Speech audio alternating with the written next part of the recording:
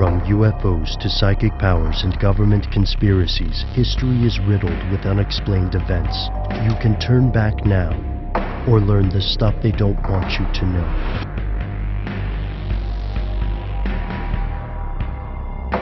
Here are the facts.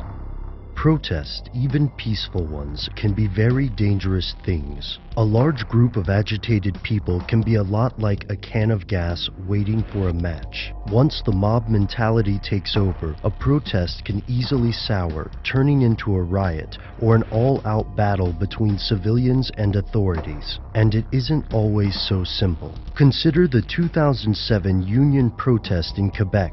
Peaceful protesters from the Communications, Energy and Paper Workers Union of Canada found 3 aggressive, masked strangers in their midst. Protest leader David Coles told the men they were violent and not welcome. With uniformed police standing nearby, Coles accused these masked men of stirring up trouble in hopes of starting a riot and giving the police an excuse to crack down. He called these men agent provocateurs, meaning they were working for the police to turn the protest violent. Why would police want to endanger the people they swore to protect? And would they really do this? Here's where it gets crazy.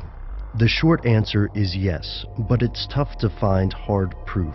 Agent provocateurs aren't a new phenomenon. The United States has a troubling history with this strategy. During COINTELPRO operations, the FBI sent agent provocateurs to Vietnam War protests. They also infiltrated several organizations, and not just hate groups like the Ku Klux Klan. The Students for a Democratic Society likely found themselves saddled with agent provocateurs at protests, as did the National Lawyers Guild and the NAACP. There's a line between an undercover agent and an agent provocateur. With the growth of the Occupy protest and the Arab Spring, reports of these agents are on the rise. Consider the Black Bloc, alleged anarchists who seem bent on causing property damage at Occupy protest. Rumors have swirled around the bloc, with some arguing that these individuals are simply misdirected and others alleging that they're working with police. There are other, more recent reports of this tactic. In 2011, Wisconsin Governor Scott Walker received a prank call from someone pretending to be billionaire David Koch.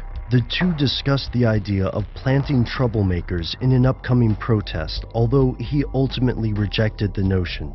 In Kuala Lumpur, protesters raised concerns that strangers who tried to turn a sit-in into a riot may have been sent by the opposition.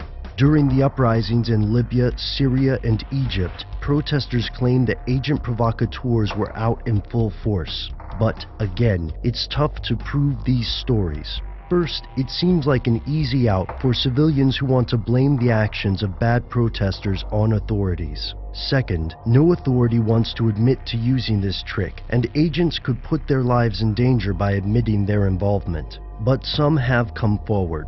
Patrick Howley admitted to acting as an agent provocateur in an article for the American Standard. Agent provocateurs are not a conspiracy theory. Remember those 3 masked men at the Quebec protest we mentioned earlier? After several denials, the authorities finally admitted the truth. Those 3 masked men were indeed undercover police. Where does this leave us? While it's almost certain that reports of agent provocateurs may be exaggerated, it's equally certain that governments across the world have used this tactic. But who? That's something they don't want you to know.